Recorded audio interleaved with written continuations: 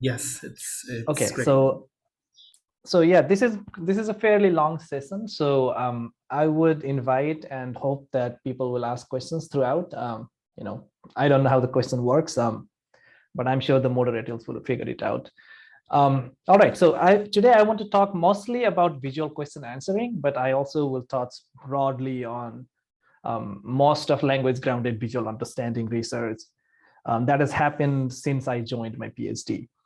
So I wasn't sure how to structure this. So what I have done is this is going to be a chronological overview of things that have taken place since I joined my PhD. So hopefully partly it will be a tutorial and partly it will be a research presentation about the work that I have done. And if you have any questions, you feel free to reach out after the talk as well. And with that, let's get started. So let's start with some context. So I started my research in 2014, and I actually started working towards my research project in around late 2014, 2015, around that time. So at that time, deep learning has already started to make a big splash, especially in image classification. If you're unfamiliar with maybe if people are not speaking currently, maybe microphones can be muted. I'm getting lots of background noise. Sure. Yeah, sorry about that. Okay, you can unmute yourself if we need to ask questions, obviously. So yeah, deep learning had already started to make like big splashes. We are already hearing big news about it, especially in image classification. If you don't know what that is, image classification is a task where for a given image, you have to provide the label of that image. So these are airplanes, these are automobiles, so on and so forth. So in image classification, the Imagenet challenge is thought to be the grand challenge for computer vision at the time. At the time I studied my PhD, that is. Again, if you don't know what Imagenet is, it's a collection of about 1.2 million images. It's much bigger, but the most used version is about 1.2 million images, spanning 1,000 categories. And just to put how big the impact of deep learning has been in this field, I want to put some things in context. So these are some of the results pre-deep learning. So these are the state-of-the-art methods in 2010 and 2011 on the Imagenet dataset. This is showing the error rate for top 5, so lower is better. So 2010, 28.2, 2011, 25.8. And again, to put things even more in context, this is what a year of progress normally looks like, right? Things are slow in science, they don't move quickly. From 2011 to 2012, this is the second place solution. It improved by marginally by a little bit. In the same year, though, AlexNet was introduced. And that's the drop you see in the same year compared to the second place solution. So this kind of thing almost never happens in science, right? This is a big drop in performance almost overnight. And since then, it has obviously only continued to go above and above, and error rates have come down to, excuse me, to what most consider to be the human level, to be around 5% error rate is what humans would do at this task. Okay, so obviously we want to do better at image understanding, right? So we covered one level of image understanding, which is image classification. So let's say we work with this image as an example. What is the image classification target? For this, we may want to say what's in the image, right? So in that case, image recognition would be just to label the whole image into one category. And maybe for this image, that's dog or maybe a person. But that's not all that's happening in the image, right? We want to go beyond that. So what can we do? Well, maybe we can do object detection, which is a task which requires us not just to provide a label for the whole image, but also to localize the object. So we'll have to draw boxes around them, basically. So this is a frisbee, this is a dog, this is a man, and that's another frisbee. That would be example output of an object detection system. Maybe we can go one step further and ask the model to not only draw boxes around the object, but actually segment out the actual pixels that cover each of the objects. And we can go even further than that and do something that's called, normally it's called instance segmentation. People refer to it by different names. That is, we ask the model to differentiate between two objects of the same kind. For example, this is frisbee 1 and this is frisbee 2. They're not the same objects taking a big space, but they are two different objects of the same class. Okay, so that's pretty good, right? So for this object, maybe if we did a really good job, we'll know what all the objects are and where they are and how they occupy the space. But is that everything about this image? No, right? We also need to know what attributes the objects have. For example, this dog is white, brown, and jumping. The scarf the dog is wearing is red. Oh, I just said another word there. Dog is wearing a scarf. That brings us to relationships, which are things that occur between two objects. Right? Dog is wearing the scarf. Dog is playing with the person. Dog is catching the frisbee, and so on and so forth. And you can already see this sort of phrases happen. Dog wearing scarf, dog catching frisbee. And you can see that language and vision are not entirely different. And you can see language emerges naturally when we are trying to communicate higher level perception.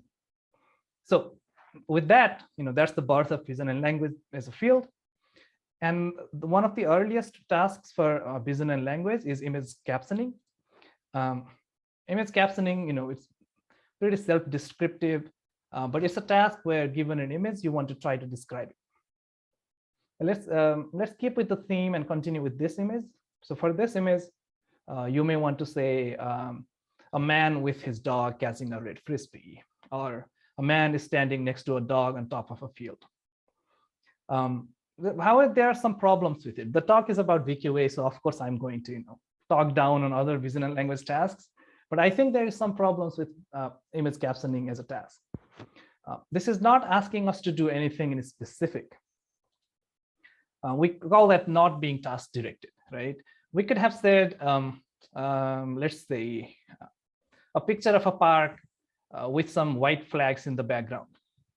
That would be a valid caption for this, but maybe that's not the information we're looking for. Maybe we want to know what the dog was doing or what color the dog was.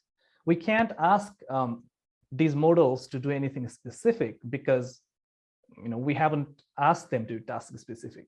And for the same reason, it can be really difficult to evaluate as well. So around that void is where we introduce visual question answering.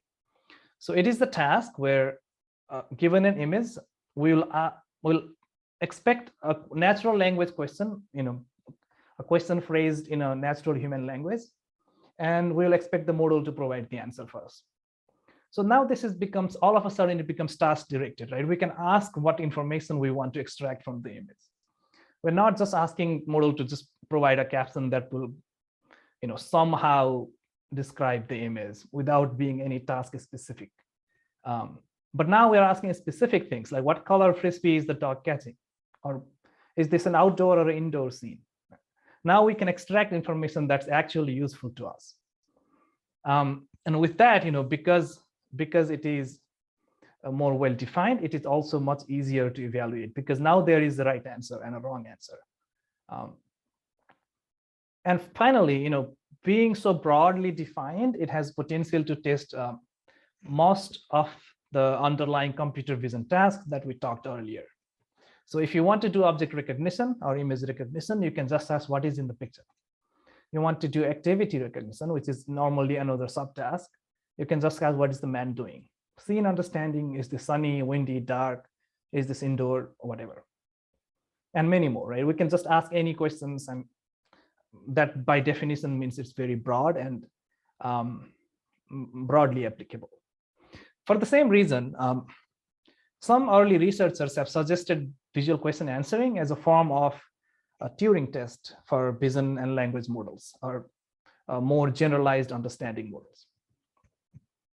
So okay, that I think that sets the picture. Any questions so far? I think we've just covered the background. Okay, I don't see any questions, so I'm going to keep continuing. So like I said, I want to do this in a chronological order. So I'll do it in a way that you will also know the information as I came to know about it. So I will not peek ahead and describe things that are happening in future. So let's start on the very, very early days. That's around 2015 to 2017 for visual question answering, or VQA. So how do we solve VQA? Right? How do we start even tackling the problem of visual question answering? And this is roughly the formula that the algorithms at the time followed, including some of the algorithms I developed. Given an image and a text, so first thing we want to do is we want to extract some sort of features from the image. And again, at the time, that was mostly done using CNNs. We would use either the last layer of the CNN as output for the representation for the entire image, or some very similar ways. Same thing for the questions. We would just use whatever was working best for natural language processing at the time, which happens to be LSTMs for that particular period of time. Now that we have the features for the image as well as the text, comes the actual part of the algorithm. Finally, which is fed to a classifier system. So here's something important that I want to note. Despite the fact that we've phrased VQA as being this open-ended problem where you can ask anything and anything can be the answer, most of these systems are till this day, not just back in the day, till this day are trained as classifiers. So there will be a fixed vocabulary of answers we are expected to produce, and only one of them is assumed to be correct. A few of them in some cases. And the final building block is the classifier. I know I put this big scary word algorithm in here, but at that time, algorithm could be as simple as you concatenate the two features together, or maybe you multiply the two features together. It doesn't need to be anything fancy, at least in 2015.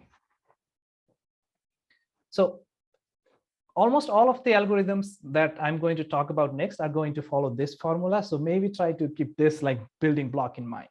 There'll be a feature extractor for the image, for the question, some sort of things happening in the algorithm section, and a classifier that is going to produce the right answer. So I'll go over some of the notable data sets and algorithms for visual question answering. I think that will give you a good picture of how it all started, like what the early days algorithm looked like, especially the successful ones that are used to this day. Okay, so to do this, I think I hear some kind of chime. So there is a question, so I'll read it back for everyone's benefit. How does the algorithm combine knowledge learned from image model and question feature model? Yeah, that's a really good question. I think that's what we're going to talk about next, because there is no single answer about how do we do it. Different algorithms approach it in a different way. So I think the next few slides will provide your answer. If not, ping me again and we'll go through it again. Okay, the first class of models I want to talk about is, okay, I think I have another question or something. Oh, I guess not. Okay, I'll continue. The first class of model I want to talk about is called bilinear pooling methods. So again, if you go back to this building block, and now I'm talking about only the algorithm side of things. Almost all of them have already done image feature extraction and question feature extraction. How do we combine them together, right? That's what we're talking about. So now we have a CNN. Maybe these things have all been represented here in some abstract space. We're not really using object detection here. It's just a visual representation of what things a CNN might have extracted. And the LSTM has, again, extracted maybe semantic information about the question. So now there are lots of things we can do now to combine this, right? Simple thing is to, like I said, concatenate the two together. The blue feature, which is the feature from the image, goes on top. The green one which is the feature from the question, goes on bottom. Maybe we pass them through a few fully connected layers and finally put it to a classifier. Now, here's a helpful checklist. This is all slides coming from the author of the paper, Multimodal Compact Bilinear Pooling. So here is a helpful checklist in the bottom. So if we do concatenation, now all the elements can interact with each other through these fully connected layers, but there is no element-wise interaction between the layers, between the two modalities. Okay, then maybe we can do multiplicative combination. That is, we do element-wise multiplication for the features. As long as they are in the same feature space, we can do that. But now all elements cannot interact with each other. Although they can interact with each other, they are not free to combine with themselves. Okay, perhaps we can do something bigger. So this is something called outer product or bilinear pooling, which was first proposed for a different task by Lin et al. In ICCB 2015, about 2 years before this was done. In outer product or bilinear pooling, each of the elements are combined with each other elements from other modality. So both of these things we wanted to do are achieved. However, now I think we need to grow our checklist here and just keep in mind the number of parameters we are using, which is a lot for which we want to do outer product on big high dimension vectors like CNN features and LSTM features. Is there anything we can do to reduce this? So that's the question, right? That's where the science comes in. Okay, this is something that was present before this guy, Fukui et al. Tried to make this algorithm. So the trick here is to use, I'm not going to go to mathematical details, but to use a mathematical approximation to outer product that will simulate the same thing as doing the actual outer product. So this is called the multimodal compact bilinear pooling. That's why the name is described as such. So this is not going to compute the outer product explicitly, but approximate using some mathematical tricks. So that's the first type of algorithm that you might encounter in a visual question answering models from the past. So another idea, which I think you'll find this familiar because it has sort of survived the test of time, is the use of visual attention. So in short, visual attention is this idea that some image regions are more important than others. Let's consider this example here. I think it's a little small. Hopefully you can see it. What are sitting in the basket of the bicycle? The question is grammatically incorrect. Forget about that. That happens in some crowdsourced data sets. What is sitting on the basket of the bicycle? So obviously, the region around the basket is going to be much more important to answer this question than anything outside that region. So can we train a network so that it will take in the question, roughly look at the image, and design an attention map over the image to designate which of the areas are important? So that's the main idea behind this next class of models. Again, there were a ton of different works. Again, I'm using one of them as a case study, but this applies to most of the visual attention-based models for VQA. So the idea, again, like I said, is to designate the importance of some regions from the others for a given question. And now we need to have some kind of local representation. Previously, we had a feature extractor that extracted in a feature space for the entire image at the same time. Now this is moving towards having features for local regions instead of the whole image at a time. So it turns out we can simply do that by just going back one more layer in the CNN before the pooling layer. That means we'll have chunks of information for each of the grid paths of the image. Okay, so most of the current state-of-the-art algorithms will use some kind of spatial attention. So like I said, this is an idea that has passed the test of time, and it is proved to be very useful in hindsight.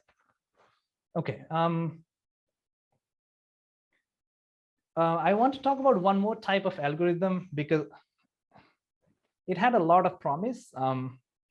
It hasn't really produced impressive results, but I think it's a really promising direction of research even today, and people have tried to make this work in multiple ways, because it feels like the type of approach that should work really well. Maybe someone just need to make it work somehow. So this is a class of models I'm referring to as compositional or modular networks.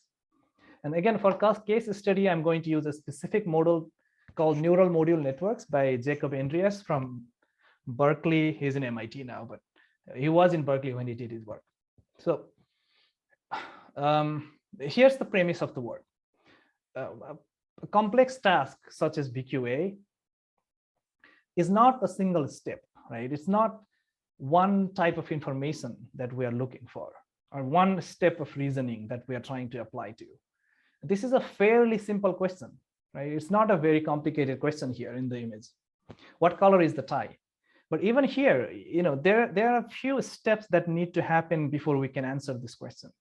First, maybe we need to find the tie. And second, the output of that reason, let's say find tie is a module. It's a separate algorithm that takes the word find tie and returns a heat map of the tie reasons. And the step 2 of that is describe the color of that image reason.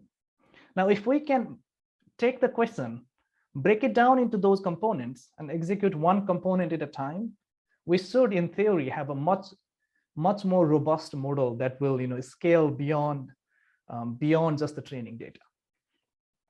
So that's the idea behind neural module networks. Break a question into smaller chunks and arrange the modules according to the question breakdown and execute the composed set of modules. And these modules will have their own parameters. They will be trained independently of each other, almost in some cases, not always. And in the end, given the question, without even looking at the image, we can produce a program that needs to be executed for the right answer to arrive. And like I said, these are really interesting ideas, but have not produced the same type of quantitative results as some of the other more successful algorithms have. Any questions so far? I think these are the phase 1 2015 to 2017 algorithms for visual question answering that I think I was going to talk about.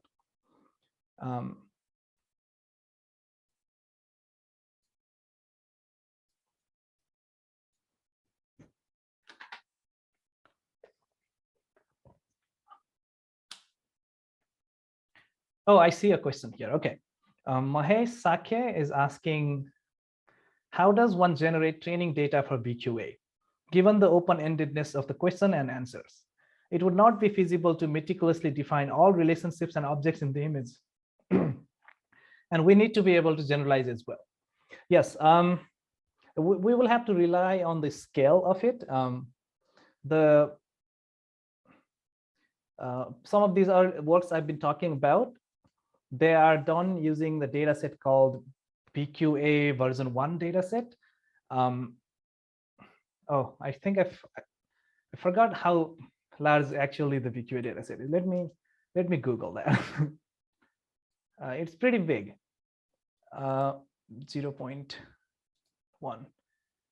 So okay, so it has 614,000 questions. That's a lot of question and answers, right? The new version is twice that size, or almost 1.2 million questions. So you would just ask people to ask questions randomly about an image, and hopefully over time they will ask questions about most of the things and most type of relationships. And that's a really good question. I think it sets the stage for what I'm going to talk about next. Because of the way the data is collected, there is a ton of problems, and that's a perfect segue into what I want to talk about next. So okay, let's recap so far. So this is what the graph looks like. Again, it was drawn in 2017. It's not right now, right? It is bigger than that now.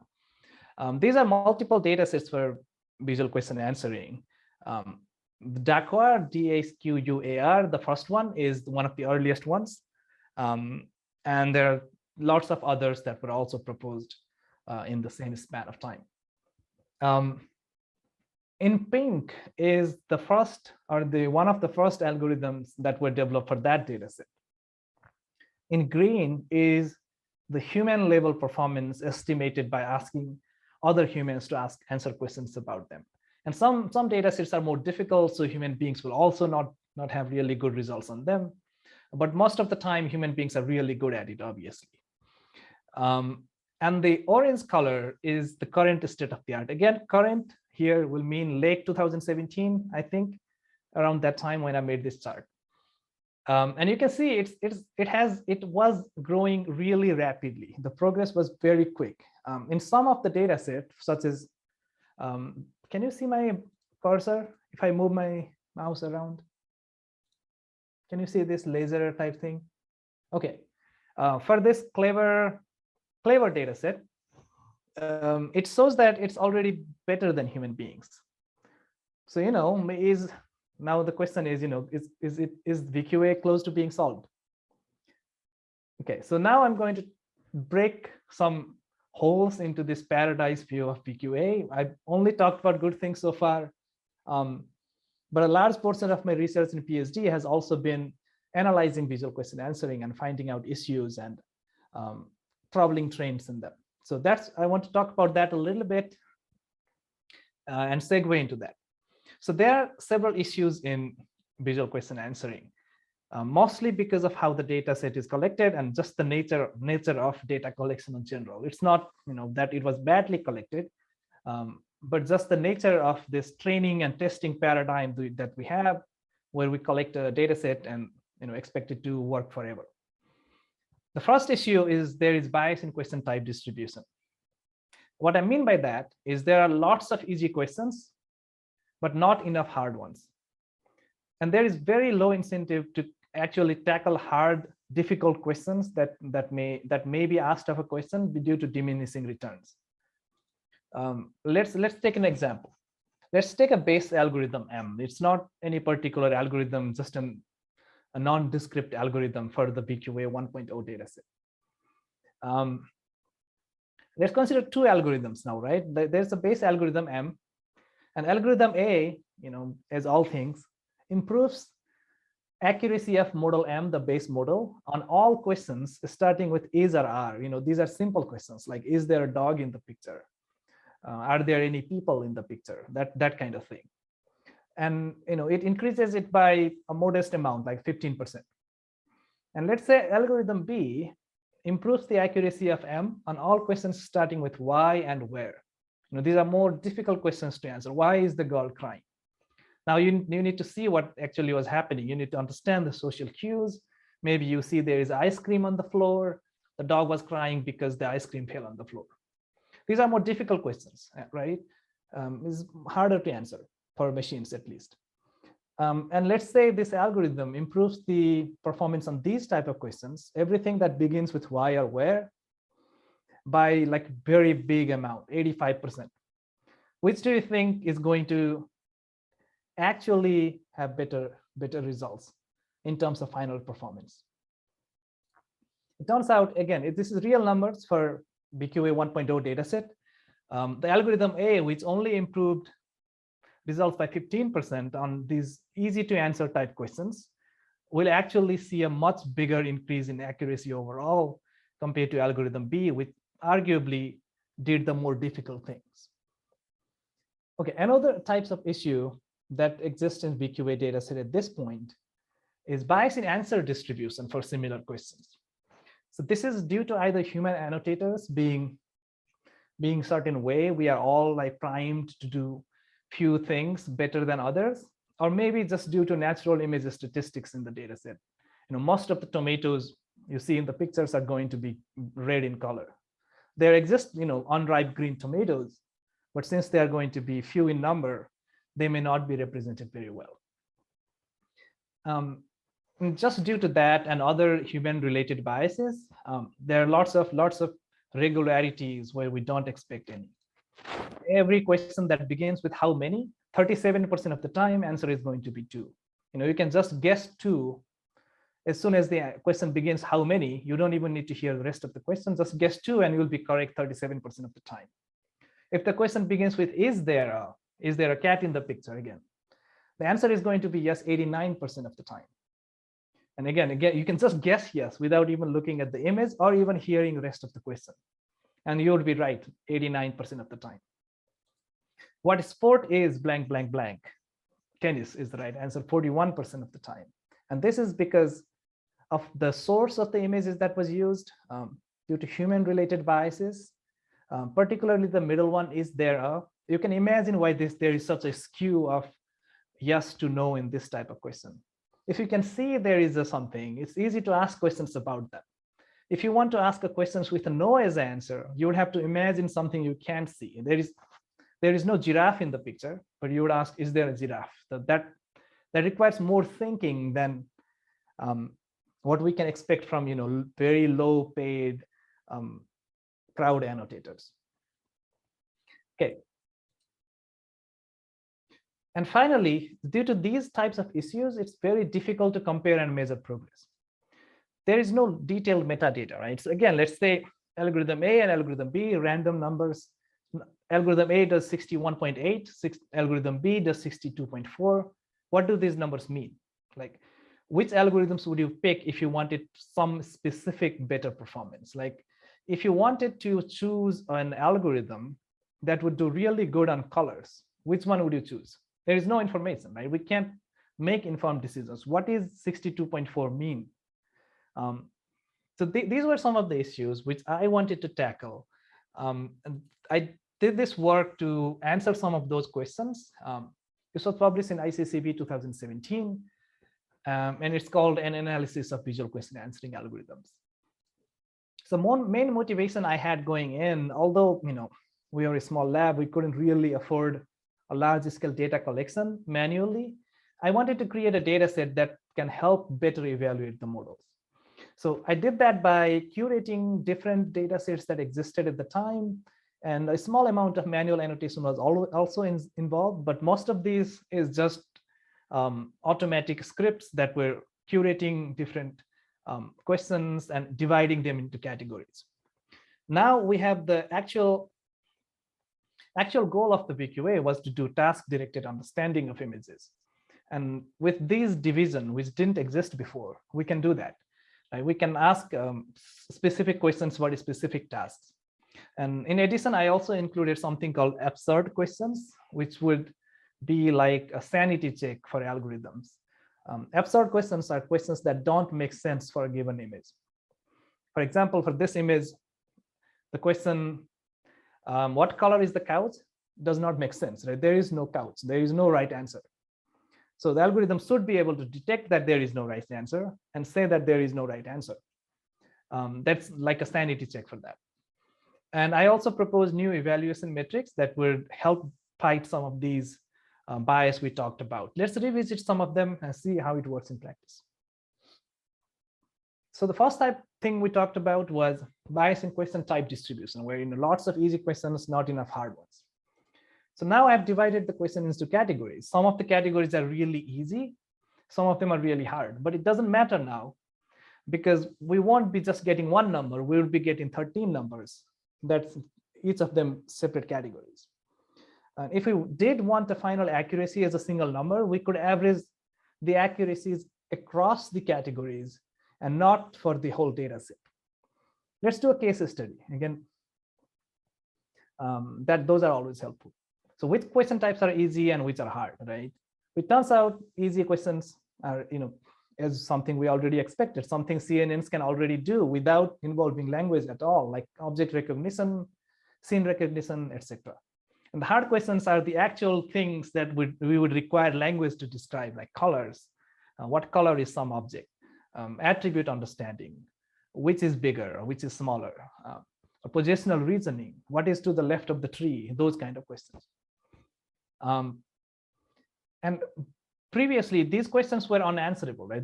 All you would get is a single number, and that's not indicative of any actual capacities for models.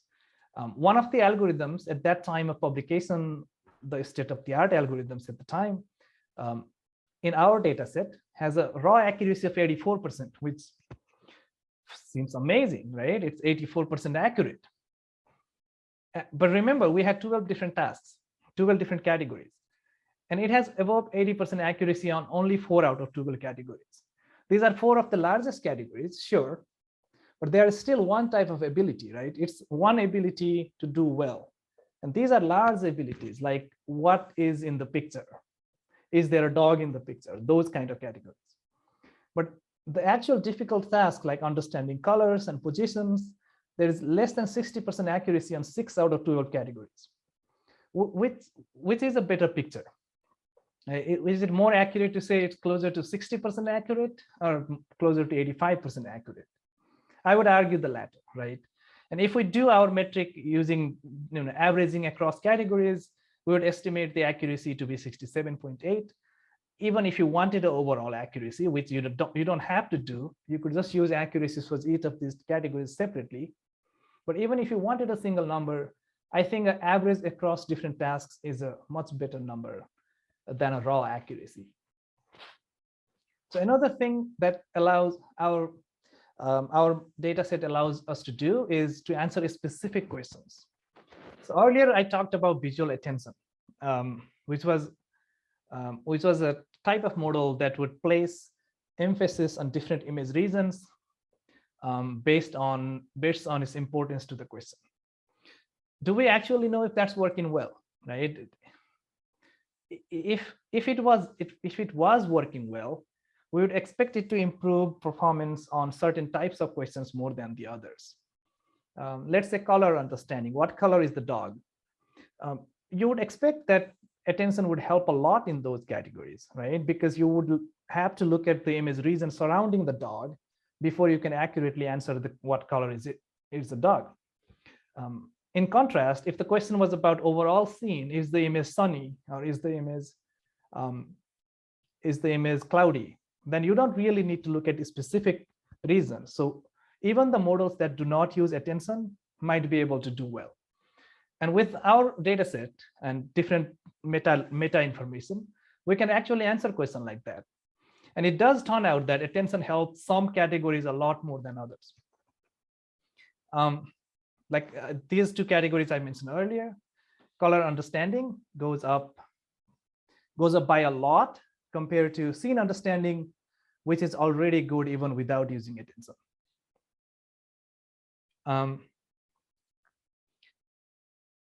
And the final issue I talked about was answer distribution bias, right? How many has 2 as an answer, and so on and so forth. Now we can apply the same idea we had with the categories and apply it to each of the different categories. So if we wanted to compute an accuracy for one of the given categories, let's say object recognition, we would average the answer across all categories, all answers within those categories, and divide that by the number of unique answers. So that means we can now answer if the questions were really easy to answer. In raw numbers, object recognition, again, this is for one of the top algorithms at the time. Using regular metrics, you would estimate that it's 85% accurate. But if you normalized it, that means if you measure the accuracy for each unique answer separately, it drops to a big drop in performance, which is concerning. That means most of this 85% accuracy is coming from some top few objects, like top 3 or 4 objects that you can correctly identify. But since they happen so much in the data set, in this specific data set, which is built on top of the Microsoft COCO data set, those few objects would be tennis, baseball, giraffe, and horses, or some kind of combination of those. Okay, so it is pretty clear from this thing that we need to move beyond the VQA1 dataset. That's the next section of the talk. Before that, I want to pause a little bit and just give some time to ask questions, maybe. Oh, there is a question. is visual attention similar in some way to transformers attention? It's actually it's actually the other way around. Transformers attention is similar to visual attention. That came first. But yes, it is similar. It's the same type of attention. Obviously, a transformer can have different flavors of attention. And again, it depends on which transformer you're talking about. Language models, BERT, things like that have different mechanisms. But the concept of visual attention actually came from much earlier than transformers was ever a thing. And attention in vision, the visual attention actually came from the NLP, which was used much earlier, around 2015, for language translation and similar things. And it's all like a smooth continuous line you can draw from attention in NLP to visual attention to attention in vision and language to transformers. They're all like connected, and one came after the other.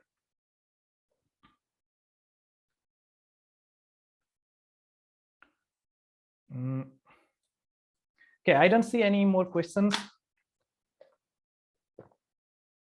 So I'm going to go to next section. I think we're halfway, right? I hope someone is keeping the time. I'm showing 45 minutes, I think. That seems about right. Okay. Right.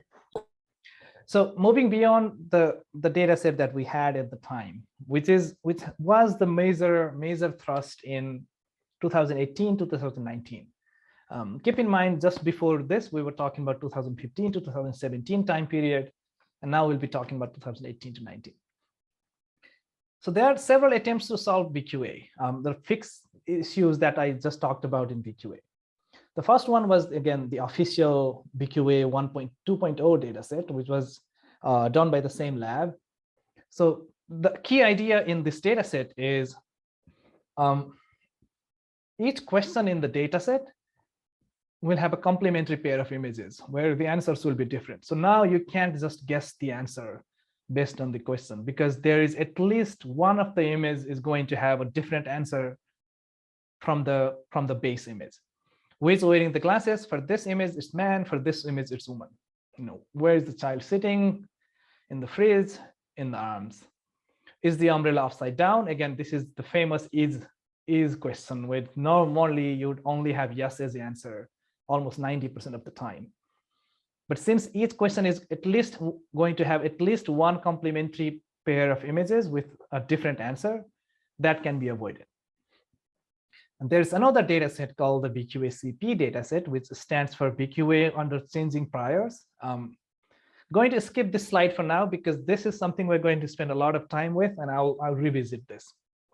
And there have been other tasks, not just visual question answering, other tasks to make sure that the models are not relying on shortcuts and actually learning the right thing for the right reasons, right?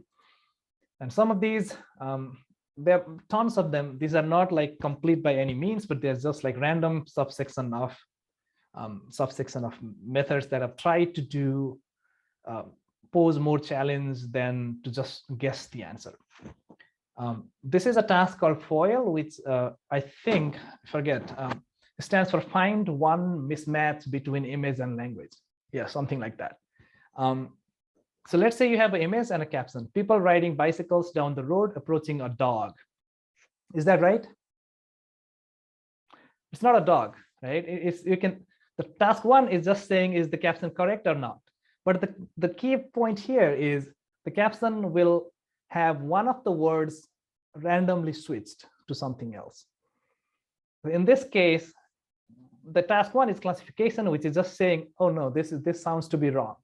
And models will have very difficult time doing this because most of the things in here are matching. People are riding bicycle down the road and it is approaching something. So they will think, oh yeah, that sounds right. Yeah, that's pretty correct. The next thing is, next level up is the detection of the word that has been changed, like in a simple way. And in this case, it's the dog that has been changed. And task 3, which is completes the circle, is to change the word back so that it's actually applying to the right caption to the image. In this case, we would change the word dog to bird or maybe pigeon. Okay, we have a couple questions. For VQA, do we need to train separate CNNs and LSTMs first? Which networks need a larger data sets, or are they of same size? Again, there's no simple answer, but most of the time you would use CNNs that have been pre-trained on Imagenet. This is again for this time period, so I'm not peeking ahead on what's done now. But at the time, most of the CNNs would be fixed before you train VQA. So they would be trained to do something else. But since the features are mostly transferable, you can just use it for VQA as well. Same goes for LSTM, but since the questions are kind of different from normally encountered language, the common approach is to take something that has been pre-trained, but continue fine-tuning it alongside the rest of the model. I hope that answers it. Another question by Pramesh is the image question combination one-to-one? Can multiple questions answer in a single image help improvement? It's not one-to-one. Most of the data sets that I have talked about, they will have multiple questions per image. And yes, collecting more types of questions for a single image does help performance. So due to number of problems coming up with VQA models, people also started developing these non-photographic VQA data sets, which are question answering data sets, but done using synthetically generated images. What this allows us to do is to zoom out and take a look at the big picture of things, right? Can you actually solve the fundamental tasks in visual reasoning? And with these controlled synthetically generated data sets, there is no issue of bias because everything can be completely randomly shuffled, and there is no correlation of any kind.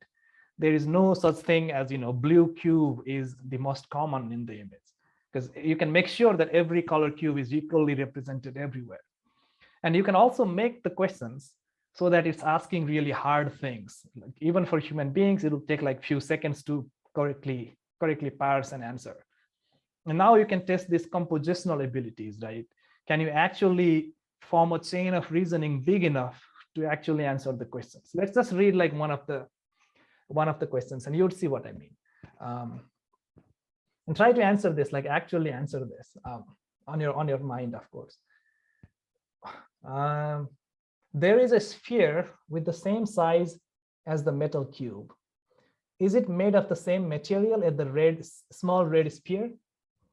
So it takes a while, right? Now you're actually talking about visual reasoning from language. And there are lots of data sets that were developed in the same fashion. Again, this is just going to give you an overview. I was going to talk about one such data set I made. It's called DVQA. This is question answering data set based on data visualizations and charts, but it's not going to add any new information. So I'm just going to keep clicking and continue through it, except for one thing. I wanted to talk about one thing here. And there are a couple of them. One of them I introduced almost parallel to my work, University of Montreal, also did similar work, and Microsoft. There was similar ideas though. I said I would not peek ahead, but this was another model I did for chart question answering, as it's called now. This is the slide I wanted to highlight. These are the control data set. They're designed to be really difficult, to ask really specific questions. But within 2 years, I was able to beat 2 of the data sets with superhuman accuracy. And I should be really happy about this, but I know it's not really solving the underlying task. It only became easy because the tasks were so well defined. There is no variations in them, right? Because they were synthetically derived, you can't have all sorts of natural variations in them. Although everyone who makes the data set tries to make it really, really random, there's still like a programmatic quality to it that apparently it's pretty easy for deep learning systems. Okay, so that's the only slide I want to highlight. I'm going to skip over that. If we have time and if people are interested, I can go over the DVQA work. But for now, let's recap.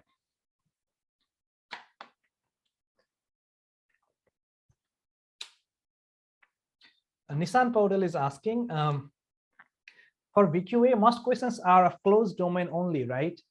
Do we need to worry about open domain questions that are tricky or philosophical? Yeah, the questions in VQA are not only closed domain. People were not given any instructions to ask only closed domain questions. They were free to ask open domain questions. Do we need to worry about open-ended questions that are tricky or philosophical? I think yes. I think we need to be worried. Because there are questions that are going to ask about preferences. And that's not an objective answer, right? What we are actually training the models is the preference of the annotators. And things like, do you like this? Is this pretty? There are questions like that. And I think, yes, we should be aware of them. And we should be aware of the bad things that can happen when we just rely on the data. That's a good question. Another question, Alina Devkota. In VQA, are we mapping the image feature and language feature into the same embedding space? If yes, how are we enforcing that? In the algorithms that I have described so far, we are not explicitly enforcing that. We're not putting them in same language space. That is normally done for like other tasks like visual semantic embedding, which you try to make sure they are aligned. And you would do that by choosing a positive pair and a negative pair. And let's say image and text have a positive pair, and you try to put them closer together than a negative pair. Or you can also try to put them in the exact same space by enforcing that they are the exact same vectors. But some of the algorithms we talked about so far, we haven't really done that. That's a good question. Also, hopefully in the coming slides, we'll have some of the models that try to do this. All right, let's keep moving. So okay, let's recap VQA till now. So again, till 2019, right? That's now. So first, VQA datasets and algorithms were created. There was really quick progress, but we started noticing some problems. Many people started trying to fix those problems and make new datasets and tasks, and that included many non-photographic question answering datasets, such as the DVQA dataset and the Clever dataset, and so on. However, these narrower focus tasks were quickly solved by black box models, and they turned out not to pose as big of a challenge as we thought they would. Okay, this is a recap. And again, I want to take a little bit of a break because we did cover a lot of ground, about 4 years in 50 minutes, which is a lot. If you want to ask any questions or like just take a pause, let me know, and we can pause like 2 minutes and continue. If not, I can just keep going.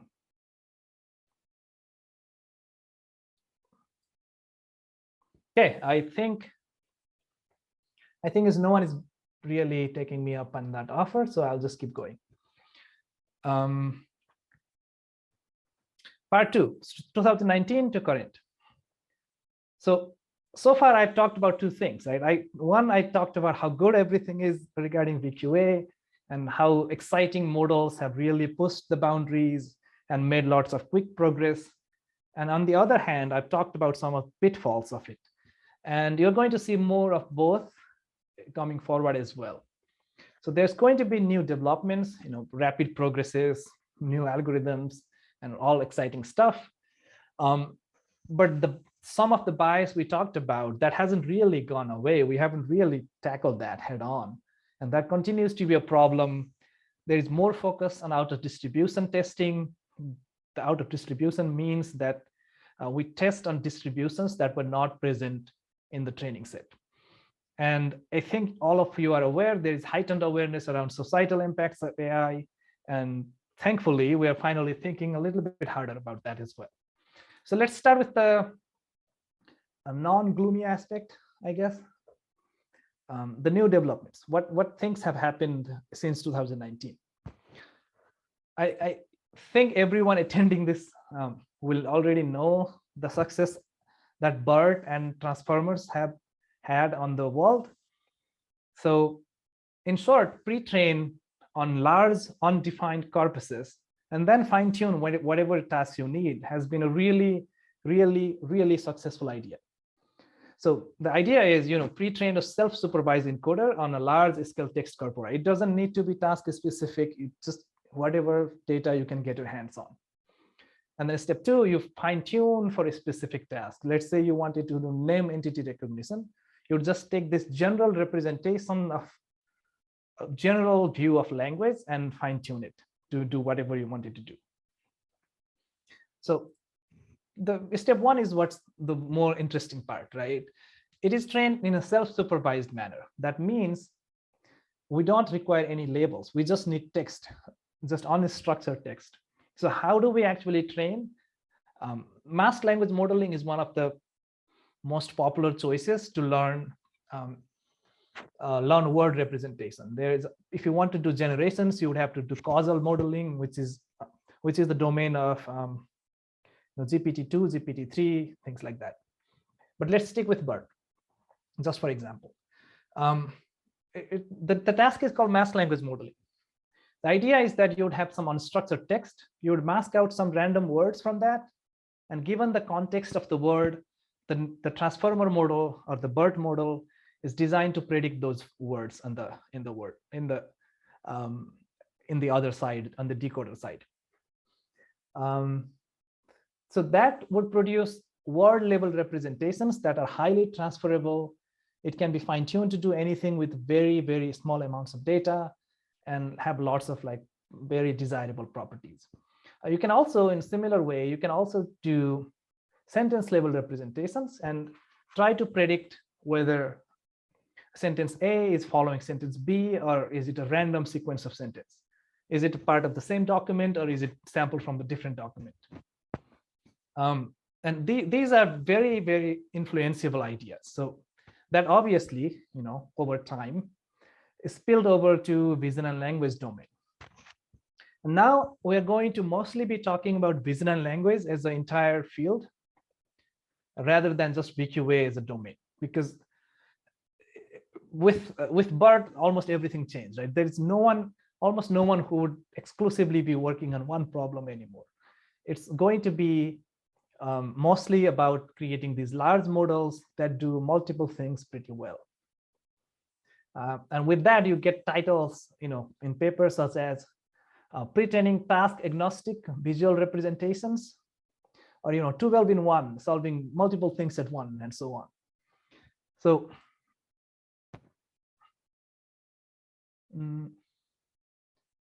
I heard a sound, but I don't see any question. Okay, so I'll keep going. So a short overview of vision language pre-training is you train something big block without any particular target, and you would fine-tune them to do downstream visual tasks such as visual question answering, referring expression, caption-based image retrieval, and so on. I already briefly went over how BERT model is trained, but how about image, right? Obviously, the question part is handled. You just tokenize them and feed them into the transformer worlds. How do we do the same thing with images? The usual trick is to run an object detector on it and chunk them into different object regions and extract features for each of those regions. And those features now are analogous to visual words, for example. They act like words, as in chunks of information that you can feed into a transformer model. And just like it was done for masked language modeling, we would do masked multimodal learning for those. So all we need is an image and a text. We don't need any other annotations other than a paired image and a caption pair. you'd lay them flat, image, image feature 1, image feature 2, image, oops, sorry. Yeah, image feature 1, image feature 2, image feature 3, and then question feature 1, question feature 2, blah, blah, blah. And you mask random things, not only just words, you'd mask some words, obviously, but you'd also mask some visual regions. And the target is to predict those missing words given the context. But now you can also look at the image, right? What could it be? Maybe you masked a blank bird is flying, but you can look at the image to see what kind of blank that might be. Maybe a black bird, or it may be a blue bird, it may be a specific variety of bird.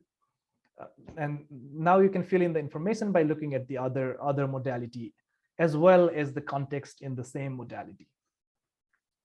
And like I said, mask language modeling equivalent would be multimodal masking, and equivalent to the sentence alignment task would be multimodal alignment prediction, which is going to take a feature, which is like the prototype feature for the whole image, corresponding to like a special token or something. And the same thing for language. Now you can predict either they're aligned or not aligned. And by simply doing that, earlier there was a question, how do we make sure that these embeddings are in the same geometry? Now you can enforce that using these kind of pre-training tricks. And there's very little difference between BERT and vision language BERT. I think the key difference here is the use of co-attention in addition to self-attention that is used in everything that is BERT and BERT related. By co-attention, we mean that things are free to attend to other modality in addition to their own system, right? If you want to fill in a blanks for a word, you just don't have to look at the other surrounding words to find what the right word might be, but you can also look at the parts of the image to try to help you determine that. So again, the obvious benefit is that one model can now do many things. You just need to fine tune them on tiny little data, and they will all do really, really well across most of the tasks, including VQA. So this is the progress report since 2017, just for VQA. I'm just separating that out. You can see it has continued to grow, and this is just after 2017. If you consider really early days of VQA, it would be even bigger than that. It has gone up by 14 points, which is pretty incredible. But there is also a clear divide between pre-training and post-pre-training, I guess I can call that. Before pre-training, or before these transformer-based model came in, is everything to the left of this green block.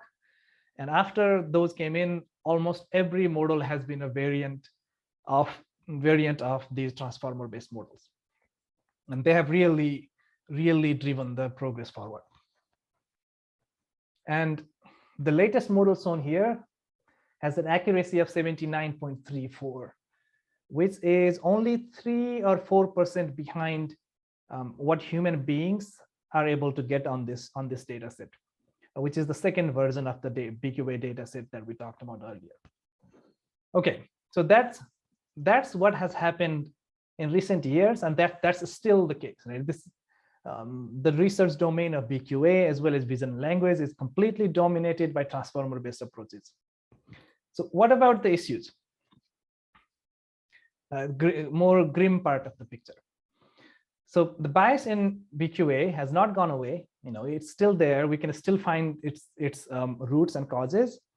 But now I think we've begun to take a much bigger view of things in just characterizing them as bias in machine learning in general. So what is data set bias, right? What is bias in machine learning? Normally, it comes in flavor of societal bias and fairness aspects of things. But I think the underlying cause is almost the same, whether we're talking about specific things or as a general view of machine learning bias. So there is going to be statistical patterns that co-occur together that's going to drive the prediction. So what color are the strawberries? Most of the time they're going to be red. There are varieties of golden strawberries where you would say answer would be golden or yellow, but they are very rare. and due to how optimization and gradient descent is tuned, they will be overrepresented in the predictions. So we can understand bias by maybe decomposing a training pair into two things. The first one is the signal. That's the truth. That's the relationship that's true, that's causally motivated. It has an actual reason, cause and effect for being that way. And that's what we want to learn. For example, if an object is yellow, we want to answer to be yellow. If the object is red, we want the answer to be red. It's not anything. It's not a mystical thing. It's just something that is the truth. We want to learn the truth that is true and is always true, and it has causal relationship.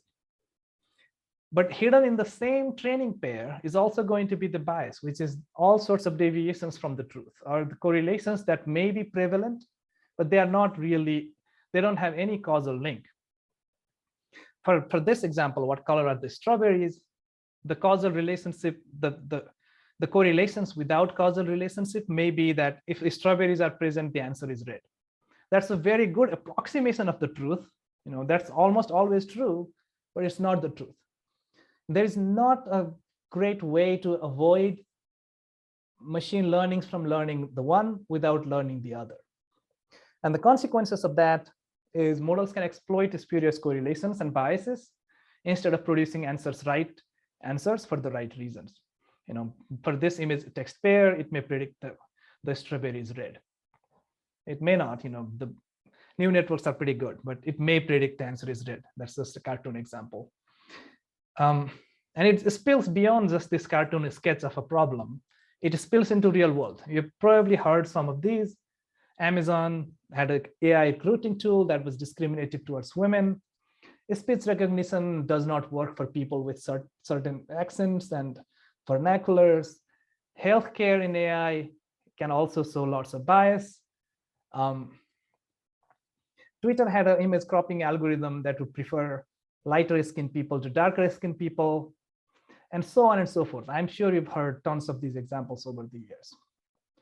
Okay, I want to zoom back and bring the conversation back to VQA a little bit, but I would like to say that this is a general problem. I think most of the things I'm going to describe now will also apply to many other machine learning problems.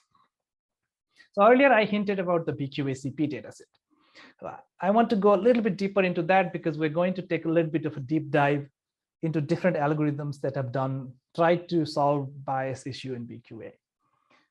So VQA datasets obviously suffer from lots of biases. We talked about some of those earlier, and language-based correlations are most prominent source of bias. So the ability to correctly guess an answer without looking at the image. Again, we're using this cartoon example. This is not an actual image. What color is the strawberry? In training, the distribution might look something like this. Not a real distribution, just a cartoon. But maybe it will look, something like this: red most of the time, yellow a few times. The problem is, since the test set, the set we use, hide away from the model, we don't let the model see it, will also have the same distribution. So if you just guess the right answer, you can get a pretty high score. So this is random chance. If you for VQA, one of the VQA datasets, so if you randomly guessed, you should be getting the accuracy of around 0.1%. But if you train a model that does not ever see the answer image at all, it is solely trained only on the question without even seeing the image, it can get an accuracy of 43%, which is pretty close to a question plus image baseline of around 65%. It's not a good signal, right? So people had the idea, this is work by Aishwarya Agrawal and others, to maybe we can make a test set that is differently distributed from the training set. We just artificially sample the test set so that maybe the distribution now looks like this. The red is no longer the most common answer for this type of question.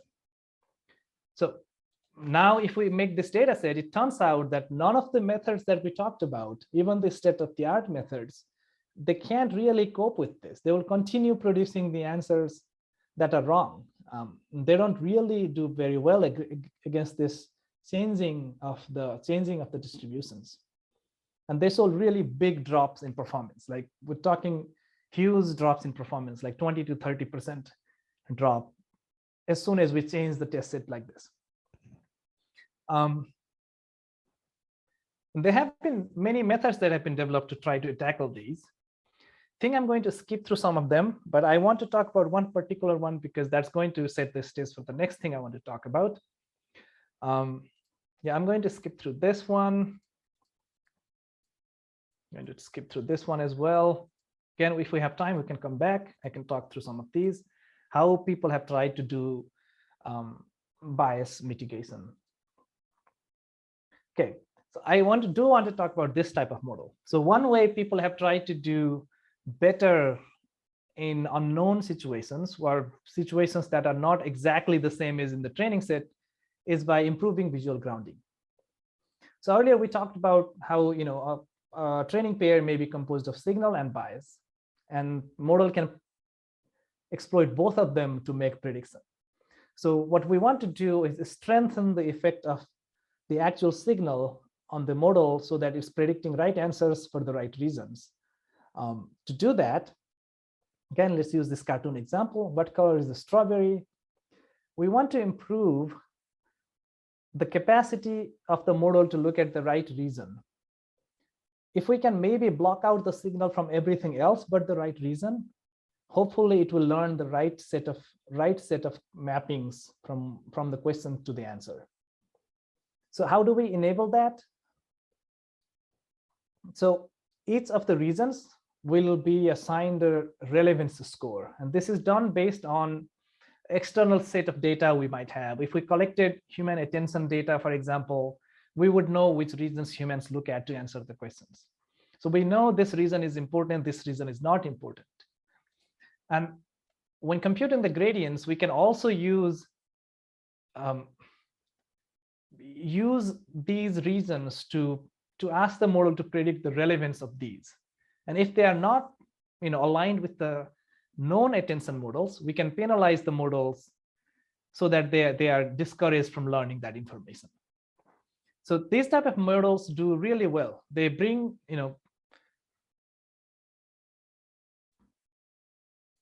so I'll come to that question in a little bit. The question is that should test set be made as biased as they are in the real world? I'll revisit that question in a little bit because I think it will make more sense in that case. So yeah, so the performance go down on this data set a lot, but if we do some of these bias mitigation tricks, they go up back again. So here is something I want to introduce at this point. I'm not sure if you've heard of this. It's called the Goodhart's law. It can be stated in many ways. Some of them are highly, it may be difficult to understand. It says any observed statistical regularity will tend to collapse once pressure is placed upon it for control purposes. That's a more difficult way of saying all metrics of scientific evaluation are bound to be abused. As soon as we pick an indicator, maybe an accuracy, maybe accuracy on this VQA-CP dataset, maybe any other metric, as soon as we use that to benchmark how good something is, people will start trying to just improve that instead of solving the actual problem. In short, I think Goodhart law can be expressed as when a measure becomes a target, it stops being a good measure. If you're optimizing for the target, it stops being a good target to optimize towards. So we did a bunch of case studies around this for this VQA-CP dataset, which is the changed version of the VQA dataset so that the test set is differently distributed from the training set.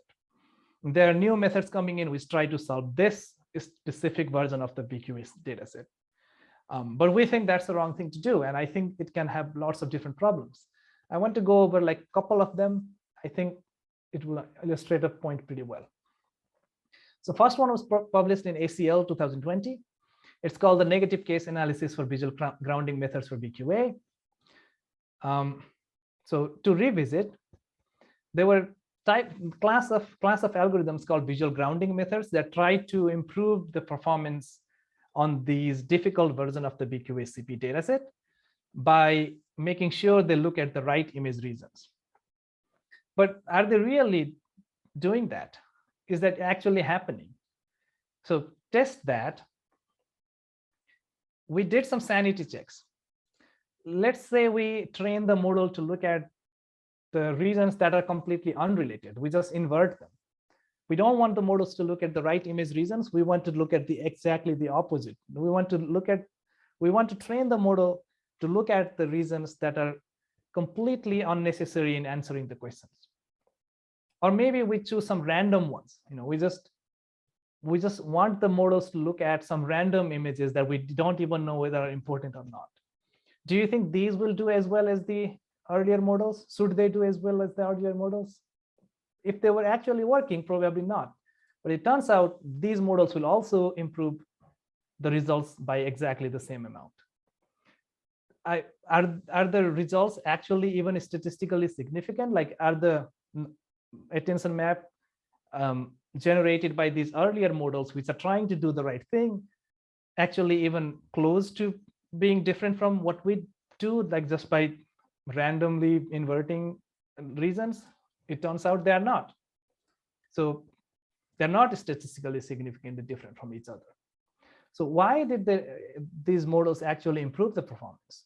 Well, we don't actually know, but our hypothesis is that because these models already know how the VQA-CP dataset was constructed, they can apply these tricks, which will help prevent the models from learning well. That means it won't learn the right things or wrong things, anything. It won't learn either the wrong thing or the right thing. That means it will naturally do slightly better than the model that has learned the wrong thing, or quote unquote wrong thing. They're not the wrong things to learn. They just turned out to be differently distributed from the train set. So it turns out we can design a very, very, very simple regularizer. It's not actually a regularizer. Don't use this anywhere. This is just to prove a point. We designed a random regularizer, which will put a penalty on the model regardless of what the right answer was. No matter what the right answer is, it will be always forcing the model to not learn that, even if it predicted the right answer. We're basically making the model weaker. And again, it turns out that also produces the same levels of improvements as the actual models that were done for the same reasons. So it now does bring up the questions: are any of these algorithms actually working? Can we even tell if they are working? This was same question as the earlier one, but we tried to do it on a broader scale across all of the VQA literature.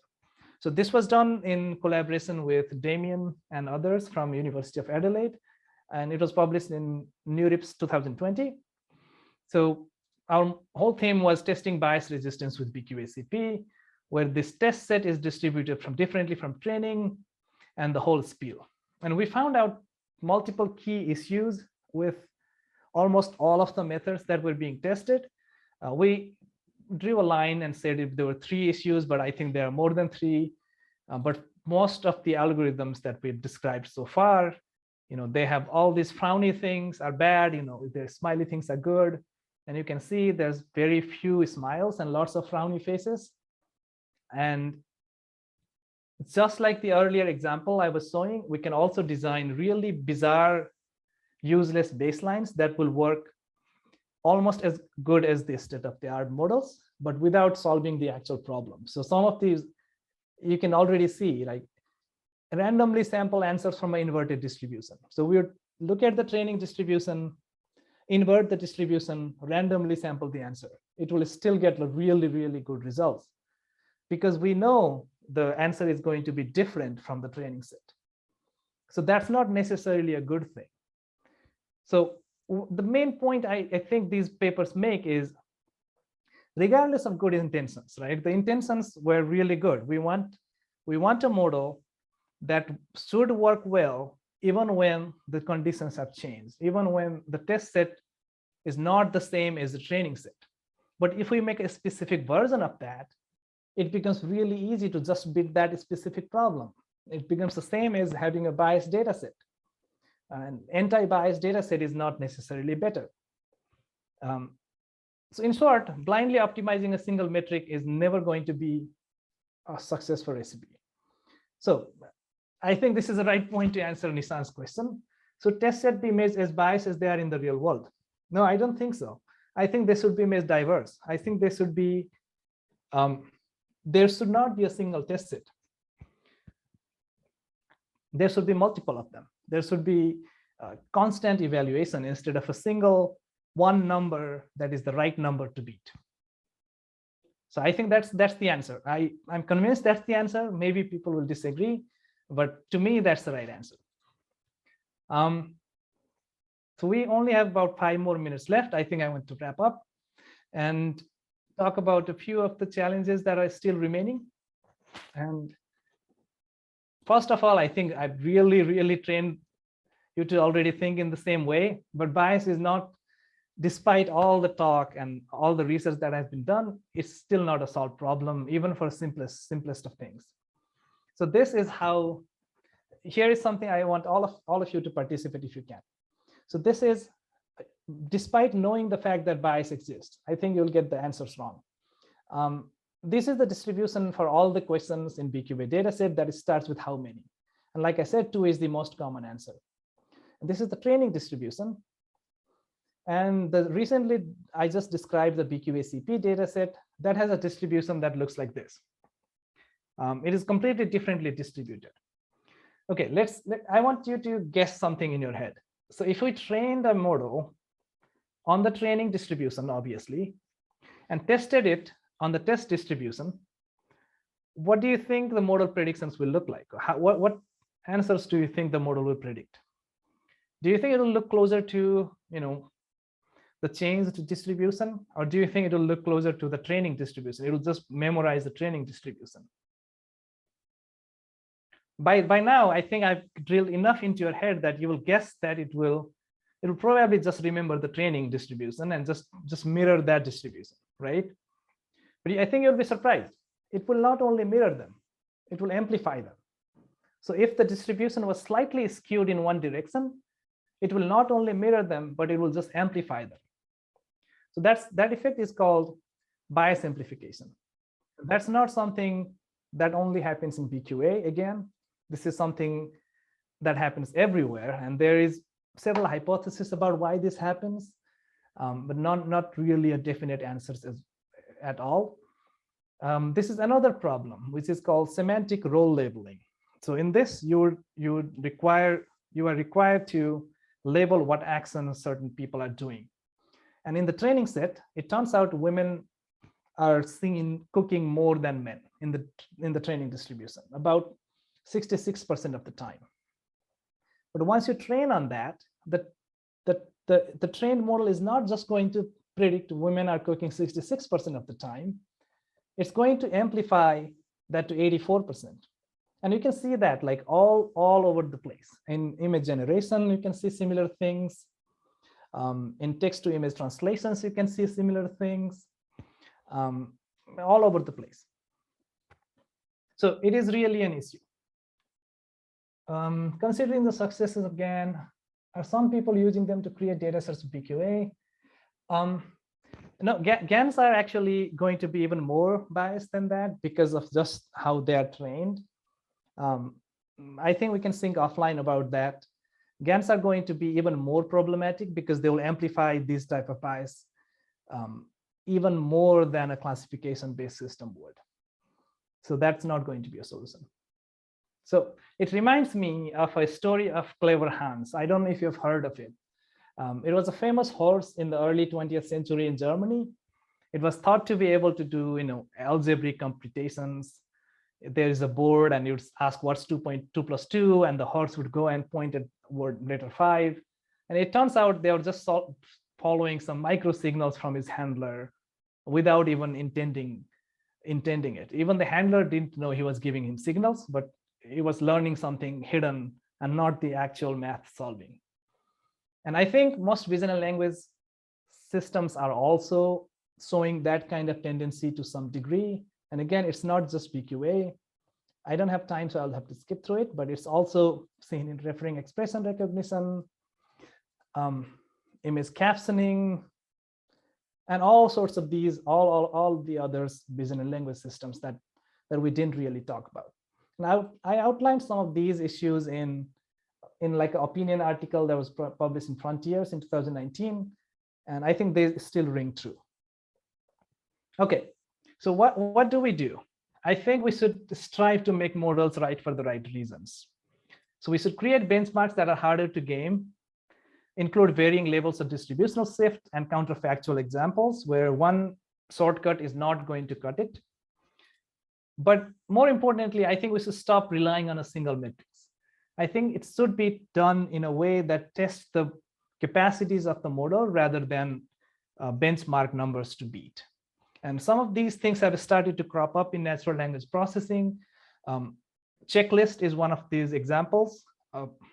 It won the best paper award in ACL 2020. It asked us to go beyond accuracy and test the behavior of the models in multidimensional way rather than a single model. So yeah, that's I think the way forward. Move beyond the correlation-based view by placing emphasis on understanding, solving tasks and abilities rather than accuracy and scores. So that's going to close my thoughts. And I think we may have time for 1 or 2 questions, maybe. Thank you for all your attention. And this I think would be the key takeaways from my work. I'll leave that up while you have any questions.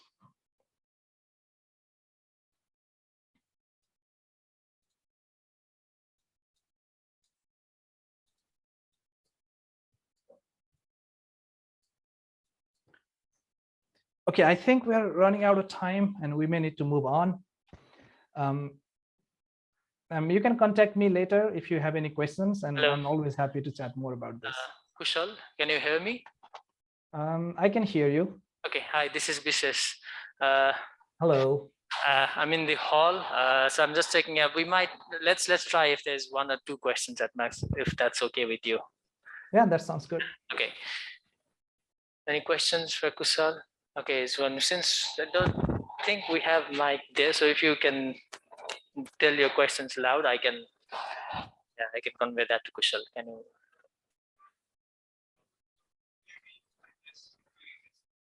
VQA be replaced during?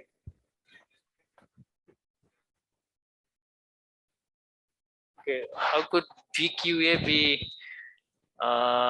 replaced during test? Another version of VQA test. Okay, that's his question. I'm not sure. Turing test. Okay, Turing test. So how could VQA be replaced as a Turing test? Or for the Turing, instead of Turing test, can we use VQA? That's your question. Okay. Yeah. Some people have argued that you can, because it's an open-ended system, right?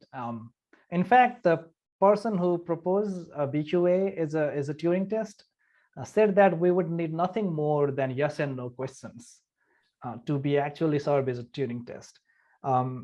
If you're interested, you should read the paper by David Gaiman. It was done in 2005. If you can't find it, just shoot me an email.